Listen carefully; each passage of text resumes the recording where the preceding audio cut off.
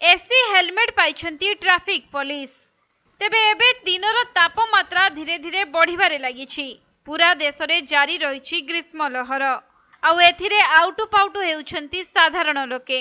एपरि स्थल रे ग्रीष्म दाउरु लोकंकु सुरक्षा देबा पई सरकार अनेक नियम करुछंती। सेहीपरि ट्रैफिक पुलिस रो दुख को बुझिछंती गुजरात सरकार।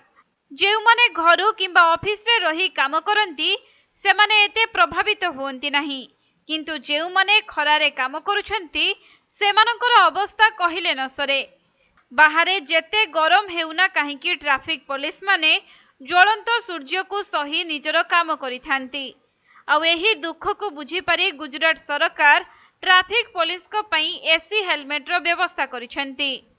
हेलमेट गुड़िक Vadodara Indian Institute of Management छात्र मानक द्वारा तैयारी होईछि। तेबे एही हेलमेट गुड़िक बैटरी चालित।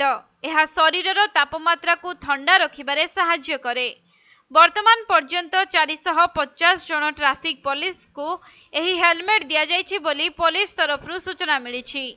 तेबे गुजरात ट्रैफिक पुलिस को एही हेलमेट बंटन करा जिबारे यह प्रथम घटना नुहे। काहेकि ना गत वर्ष अहमदाबाद ट्रैफिक पुलिस मध्य निजर कर्मचारी पई एसी हेलमेट आनिथिले। एही प्लास्टिक हेलमेट गुड़िक एक इन बिल्ड फैन परी, जहाको गोटे थर चार्ज कले 8 घंटा पर्यंत यह चली थाए।